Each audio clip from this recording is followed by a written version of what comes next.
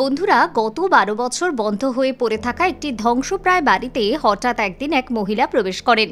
তিনি হাউমাউ করে কাঁদতে কাঁদতে বলেন, আমার মেয়েকে ফিরিয়ে দাও, কোথায় আমার মেয়ে, আমাকে আমার মেয়ের সাথে দেখা করতে দাও।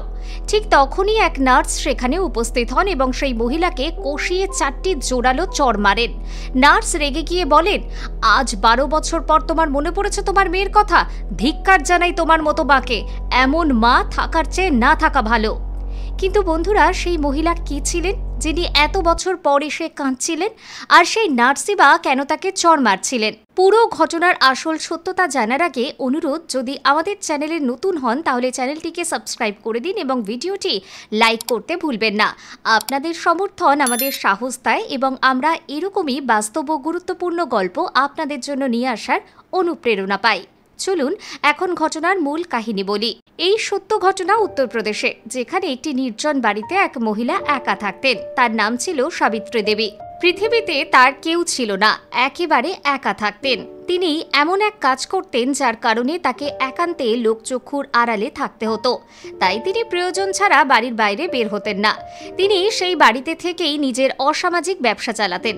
সময় কেটে যায়। একদিন সাবিত্রী দেবী এক কন্যা সন্তানের জন্ম দেন। তিনি তার মেয়েকে অনেক আদর ভালোবাসা দিয়ে বড় করার চেষ্টা করছিলেন, কিন্তু সমস্যা তখনই শুরু হয়। সাবিত্রী দেবীর অসামাজিক কাজ আর তার সন্তান একসাথে সামলানো সম্ভব হচ্ছিল না। কাজ করলে সন্তানের দেখাশোনা করা যেত না, আর সন্তানের দেখাশোনা করলে রোজগার বন্ধ হয়ে যেত। এইভাবে 6 মাস কেটে যায়। কিন্তু এই কয়েক মাসে এমন অবস্থা হয় যে ঘরে সামান্য চাল ডালও শেষ হয়ে এসেছিল। সাবিত্রী দেবীর কাছে 1 টাকাও ছিল না। তার ব্যবসা পুরোপুরি বন্ধ হয়ে গেছিল, কারণ তিনি সারাক্ষণ সন্তানকে সামলাতেই ব্যস্ত থাকতেন। এই চরম সংকটকালে সাবিত্রী এমন এক সিদ্ধান্ত নেন যা কোনো মায়ের নেওয়া উচিত ছিল না। একদিন তিনি তার 6 মাসের শিশুকন্যাকে বাড়ির ভিতর একা রেখে শহরে চলে যান। সেই বাড়িটি এমন একটি নির্জন এলাকায় ছিল যেখানে খুব কমই লোক যাতায়াত করত। তিনি ইচ্ছে করে নির্জন জায়গায় বাড়ি ভাড়া নিয়েছিলেন, কারণ তার কাজই এমন ছিল। ধীরে ধীরে সন্ধ্যা নামতে থাকে। ঘরের ভিতরে আটকে পড়া সেই শিশুটি ক্ষুধায় কাতর হয়ে কাঁদতে থাকে, চিৎকার করতে থাকে, কিন্তু আশেপাশে কেউ ছিল না যে তাকে বাঁচাতে পারবে। পুরো রাত শিশুটি ক্ষুধা আর কষ্টে ছটফট করতে লাগলো। পরের দিন ভোরবেলা বিজয় নামে এক ব্যক্তি সেই পথ ধরে নিজের কাজের উদ্দেশ্যে যাচ্ছিলেন। তিনি শিশুর কান্নার আওয়াজ শুনে থেমে যান। কৌতূহলবশত বিজয় সাবিত্রী দেবীর বাড়ির জানালা দিয়ে উঁকি দেওয়ার চেষ্টা করেন, কিন্তু কিছুই স্পষ্ট দেখতে পান না। ভাবেন নিশ্চয়ই কেউ শিশুর দেখাশোনা করছে, এই ভেবে চলে যান। কিন্তু সারাদিন বিজয়ের মনে শুধু সেই কান্নার আওয়াজ ঘুরপাক খেতে থাকে। সেই শিশুর তীব্র কান্না শুনে তিনি যেন বুঝে গিয়েছিলেন অনেক দিন ধরে শিশুটি না খেয়ে আছে। গলা বসে গিয়ে শুষ্ক হয়ে উঠছিল। শান্ত থাকতে না পেরে সন্ধ্যায় সেই পথ দিয়ে ফেরার সময় তিনি আবার শিশুটির দুর্বল কান্নার আওয়াজ শুনতে পান। এবার আর সহ্য করতে না পেরে তিনি একটি পাথর দিয়ে জানালার কাঁচ ভেঙে ভিতরে ঢুকে পড়েন। দেখেন এক 6 মাসের শিশু বিছানায় পড়ে আছে। শিশুটির অবস্থা ভীষণ খারাপ, শরীর জ্বরে পুড়ে যাচ্ছে। বিজয় তৎক্ষণাৎ শিশুটিকে কোলে তুলে নেন, তাকে জল খাওয়ান এবং সঙ্গে সঙ্গে পুলিশকে ফোন করেন। কিছুক্ষণের মধ্যে পুলিশ আসে, কিন্তু ততক্ষণে শিশুটির অবস্থা আশঙ্কাজনক হয়ে পড়েছিল। শিশুটি প্রায় 36 ঘন্টা ধরে জল এবং খাবার কিছু না খেয়ে ওই বন্ধ ঘরে ছটফট করছিল। পুলিশ বিজয়কে ধন্যবাদ জানিয়ে শিশুটিকে তৎক্ষণাৎ হাসপাতালে ভর্তি করায়। শিশুটিকে বাঁচানোর জন্য ডাক্তাররা আপ্রাণ চেষ্টা চালায়। ধীরে ধীরে হাসপাতালের স্টাফরা সেই শিশুর প্রতি অতিরিক্ত ভালোবাসা দেখাতে শুরু করে। কেউ দুধ খাওয়ায়, কেউ খেলায়, কেউ কোলে নিয়ে আদর করে। সেই হাসপাতালে একজন নার্স ছিলেন, নাম পূজা শর্মা। পূজা নিজে অনাথ ছিলেন, অনাথ আশ্রমে বড় হয়েছেন, তাই শিশুটির যন্ত্রণা তিনি গভীরভাবে অনুভব করতেন। ধীরে ধীরে পূজা সেই শিশুকে নিজের মেয়ের মতো ভালোবাসতে শুরু করেন। তিনি চাইতেন মেয়েটি যেন তার মতো অনাথ না হয়। পূজা চেয়েছিলেন শিশুটিকে নিজের সন্তান হিসেবে গ্রহণ করতে, কিন্তু ঠিক তখনই ডাক্তাররা শিশুটিকে ছেড়ে দেওয়ার নির্দেশ দেন এবং পুলিশ বাধ্য হয়ে তাকে অনাথ আশ্রমে দিয়ে আসে, কারণ শিশুটির বাবা মায়ের খোঁজ পাওয়া যায়নি। পরের দিন পূজা যখন হাসপাতালে আসেন, শিশুটিকে না দেখে আতঙ্কিত হয়ে পড়েন। সবাইকে জিজ্ঞেস করতে থাকেন, আমার মেয়ে কোথায়, কোথাও দেখতে পাচ্ছি না। তখন সহকর্মীরা অবাক হয়ে বলে, তোমার কোন মেয়ে? তোমার তো এখনো বিয়েই হয়নি। তখন পূজা বলেন, আমি আমার নিজের মেয়ের কথা বলছি না, আমি সেই মেয়ের কথা বলছি যে এখানে এসেছিল, যার কান্না আমাকে মাতৃত্বের অনুভব করিয়েছিল, যে শিশুটি হাসপাতালে ভর্তি ছিল, যার দেখাশোনা আমরা সবাই করছিলাম। এই কথা শুনে হাসপাতালের স্টাফরা বলে, ওই শিশুকে হাসপাতাল থেকে ডিসচার্জ করে পুলিশ অনাথ আশ্রমে নিয়ে গেছে। এটা শুনে পূজা একেবারে ঘাবড়ে যান। তিনি খুবই অস্থির হয়ে পড়েন। অনাথ আশ্রমের ঠিকানা জানতে চান। তখন কিছু স্টাফ তাকে ঠিকানা দিয়ে দেন। তারা পূজাকে জিজ্ঞেস করে, তুমি ওই শিশুটির পেছনে কেন পড়ে আছো? তাকে এত অস্থির হয়ে কেন খুঁজছো? তখন পূজা উত্তর দেন, আমি ওকে নিজের কাছে রাখতে চাই। আমি চাই না ওর জীবনটাও আমার মতো অনাথ হয়ে নষ্ট হয়ে যাক। এই কথা শুনে কেউ কেউ বলে, তোমার তো এখনো বিয়ে হয়নি, তুমি কিভাবে এক শিশুর দায়িত্ব নেবে? পূজা জবাব দেন, আপনারা চিন্তা করবেন না, আমি যেমন করেই হোক ওর পুরোপুরি যত্ন নেব।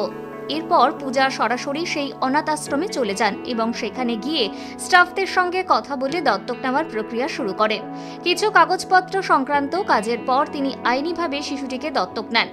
এখন সেই শিশুটি সরকারি কাগজ অনুযায়ী পূজার মেয়ে হয়ে যায়।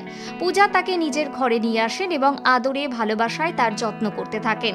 যতদিন শিশুটি ছোট ছিল, পূজা প্রতিদিন তাকে সঙ্গে করে হাসপাতালে নিয়ে যেতেন। তারপর যখন মেয়েটি একটু বড় হয়, তখন পূজা তাকে স্কুলে ভর্তি করিয়ে দেন। এখন পূজা প্রতিদিন সকালে হাসপাতালে যান আর কাজ শেষে বিকেলে মেয়েকে স্কুল থেকে নিয়ে আসেন। এইভাবেই তিনি মেয়েটিকে নিজের কন্যার মতো বড় করতে থাকেন। পূজা ও তার মেয়ের জীবন শান্তিপূর্ণভাবে এগিয়ে চলতে থাকে। পূজাও আগের চেয়ে আনন্দে থাকতেন। যখন মা শব্দটি মেয়েটির মুখে শুনতেন, তার চোখ জলে ভরে আসত। তার মনে হতো জীবনে যে খালি জায়গাটা ছিল সেটা এখন একেবারে পূর্ণ হয়ে গেছে। সময় পেরিয়ে যায়, মেয়েটিও ধীরে ধীরে বড় হতে থাকে। হঠাৎ একদিন মেয়েটি পূজাকে প্রশ্ন করে, মা, আমার বাবা কোথায়? আমাদের স্কুলের সব বাচ্চাদের বাবারা তাদের নিতে আসে, কিন্তু আমি কখনো আমার বাবাকে দেখিনি। তিনি কোথায় থাকেন? এই প্রশ্ন শুনে পূজার মন অদ্ভুতভাবে কেঁপে ওঠে, কারণ তিনি নিজেও জানতেন না মেয়েটির আসল বাবা মাকে। তিনি কিছুক্ষণ চুপ করে থাকেন, ভাবতে থাকেন কি উত্তর দেওয়া যায়। প্রথমে পূজা ভয় পেয়ে যান, তারপর বলেন, তোমার বাবার কি দরকার? আমি তোমার মা, আমি তোমার বাবা, আমি তোমার সবকিছু। কিন্তু শেষে তিনি মেয়েকে মিথ্যে বলে দেন যে তার বাবা এক দুর্ঘটনায় মারা গেছেন। এটা শুনে মেয়ে সাময়িক কষ্ট পায়, কিন্তু ধীরে ধীরে পূজা তার নিজের মায়ের চেয়েও আপন হয়ে ওঠে। তবে পূজার মনে বারবার একটা চিন্তা ঘুরপাক খেতে থাকে। এখন তো মেয়েটি ছোট, তাই সেই মিথ্যে মানতে রাজি হয়েছে, কিন্তু একদিন যখন বড় হবে তখন সত্যি তো জানতে চাইবে। তাই তিনি ঠিক করেন যেভাবেই হোক মেয়েটির আসল মা বাবাকে খুঁজে বের করবেন। পূজা পুলিশের কাছে গিয়ে অনুরোধ করেন, স্যার, যাকে আমি দত্তক নিয়েছি আমি জানতে চাই তার আসল মা বাবা কে ছিল। সে তার বাবার সঙ্গে দেখা করতে চায়। পুলিশ জানায় তারা অনেক আগেই খোঁজ করেছিল, কিন্তু কিছুই জানতে পারেনি, তাই তদন্ত বন্ধ করে দেওয়া হয়েছিল। কিন্তু পূজার অনুরোধে তারা আবার চেষ্টা করার আশ্বাস দেয়। সময়ের সঙ্গে সঙ্গে পূজার চিন্তা আরো গভীর হতে থাকে। তিনি বারবার ভাবেন, যে বাড়িতে সেই মেয়েটির মা বাবা তাকে ফেলে গিয়েছিল, হয়তো সেখানে একদিন কেউ আসবে যার কাছ থেকে সত্য জানা যাবে। পূজা প্রতিদিন যখন হাসপাতালে যেতেন, তখন সাবিত্রী দেবীর বাড়ির পাশ দিয়ে পার হতেন। তার মন চাইতো কেউ যেন ওই বাড়িতে আসে, যাতে তিনি তাদের কাছ থেকে জানতে পারেন সেই শিশুর প্রকৃত পরিচয় কি। দিন কেটে যায়, ৩-৪ বছর পার হয়ে যায়, কিন্তু মেয়েটির মা বাবার কোনো খোঁজ পাওয়া যায় না। পূজার আশা ধীরে ধীরে ক্ষীণ হতে থাকে, তবু তার মন এখনো সেই বাড়ির প্রতি টান অনুভব করত। এরপর একদিন ঠিক 12 বছর পর পূজা যখন আবার হাসপাতালে যাচ্ছিলেন, হঠাৎ সেই পুরনো বাড়ি থেকে কান্নার শব্দ ভেসে আসে। তিনি পা বাড়িয়ে এগিয়ে যান আর দেখেন সেই পুরনো বাড়ির সামনে এক মহিলা হাউমাউ করে কাঁদছেন। তার চোখ থেকে অশ্রু গড়িয়ে পড়ছে। তিনি বলছেন, আমার মেয়েকে ফিরিয়ে দাও, একবার, শুধু একটিবার। তার কণ্ঠের আর্তনাদ যেন পূজার বুক চিরে দিয়ে যায়। পূজা মুহূর্তের মধ্যে বুঝে যান তিনিই ওই মেয়েটির মা। সেই যন্ত্রণা ভরা কান্না, সেই চোখের অনুশোচনা, সবই বলছে এই মহিলাই তার মা। এই দৃশ্য দেখে পূজার হৃদয় ধুকপুক করতে থাকে। মনে হয় অবশেষে সেই মুহূর্ত এসেছে। আজ তিনি এই মহিলার মুখোমুখি হতে পারবেন এবং হয়তো মেয়েটির অতীতের সত্যটাও জানতে পারবেন। পূজা গিয়ে সেই মহিলার সামনে দাঁড়ান এবং রাগে কাঁপতে কাঁপতে প্রথমেই তার গালে 4-5টা চড় কষিয়ে দেন। তার কণ্ঠে তীব্র ঘৃণা ঝরে পড়ে। ধিক্কার তোমার মতো মাকে, যে নিজের ছোট শিশুকে ওই অবস্থায় রেখে পালিয়ে গিয়েছিল। এখন 12 বছর পরে মনে পড়ল তোমার, তুমি মা শব্দটির নামে কলঙ্ক। এই কথা শুনে সাবিত্রী দেবী আরো জোরে জোরে হাউমাউ করে কাঁদতে থাকেন। তার চোখে ছিল অপরাধবোধ, তীব্র অনুশোচনা আর এক অবর্ণনীয় কষ্ট। তিনি কাঁদতে কাঁদতে বলেন, দেখো পূজা, আমি অসহায় ছিলাম। কোনো মা কি স্বেচ্ছায় নিজের সন্তানকে এভাবে ফেলে চলে যায়? পূজার রাগ আরো বেড়ে যায়। এমন কি অসহায়তা ছিল যা তোমায় তোমার নিজের অংশকে ওই অবস্থায় ফেলে চলে যেতে বাধ্য করলো? এই প্রশ্ন পূজার মনে ঘুরতে থাকে। তখন সাবিত্রী দেবী ধীরে ধীরে নিজের জীবনের কাহিনী বলা শুরু করেন। পূজা, আমি একটা খারাপ পেশায় জড়িয়ে পড়েছিলাম। আমি দেহ ব্যবসা করতাম। যখন আমার মেয়ের জন্ম হলো তখন কেউই আমার কাছে আসতে চাইতো না। এই পেশা ছাড়া আমার আর কিছুই জানা ছিল না। আমি তখন ভীষণ অসহায় ছিলাম। মনে হচ্ছিল যতদিন আমার মেয়ে আমার সঙ্গে থাকবে ততদিন কেউ আমার সঙ্গে শারীরিক সম্পর্ক করবে না, আর যদি কেউ সম্পর্কই না করে তাহলে আমি রোজগার করব কিভাবে? এসব ভেবেই আমি বাধ্য হয়ে আমার মেয়েকে ফেলে রেখে এখান থেকে চলে গিয়েছিলাম। সাবিত্রী দেবীর কথা শুনে কিছুক্ষণের জন্য পূজার রাগ একটু কমে যায়, কিন্তু ওর মাথায় একটা প্রশ্ন ঘুরতেই থাকে, একজন মা কিভাবে তার সন্তানকে ছেড়ে দিতে পারে? ওর মন দ্বিধান্বিত হয়ে ওঠে।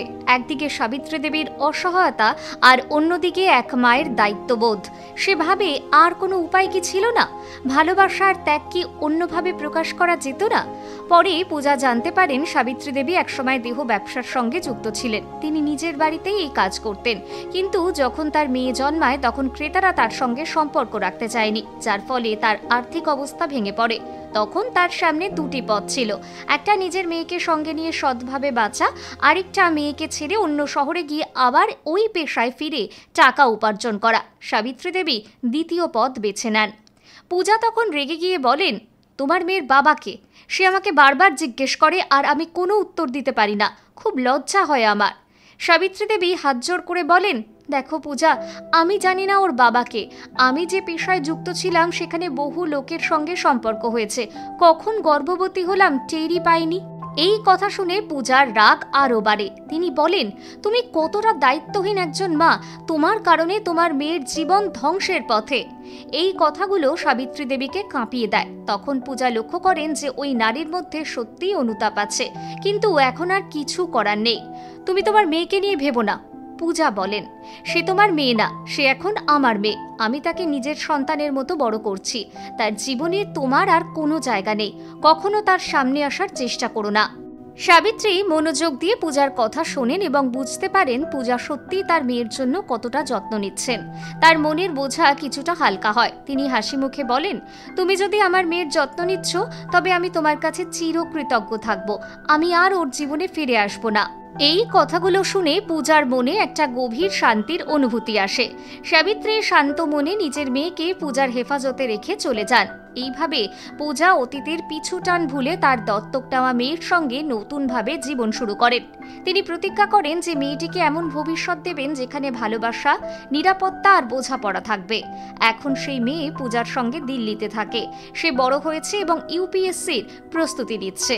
নিজের পরিশ্রম আর অধ্যবসায়ের মাধ্যমে সে নিজের স্বপ্ন পূরণের জন্য লড়াই করছে। পূজা সব সময় তাকে উৎসাহ দিয়ে এসেছেন। আজও সেই মেয়ে শুধু তার অভিভাবক হিসেবেই নয়, একজন সত্যিকারের মায়ের দৃষ্টিতে দেখে পূজাকে, যিনি তাকে একটা অসহায় অতীত থেকে বের করে এনেছেন। একদিন সে পূজাকে বলল, আপনি আমায় নতুন করে বাঁচতে শিখিয়েছেন।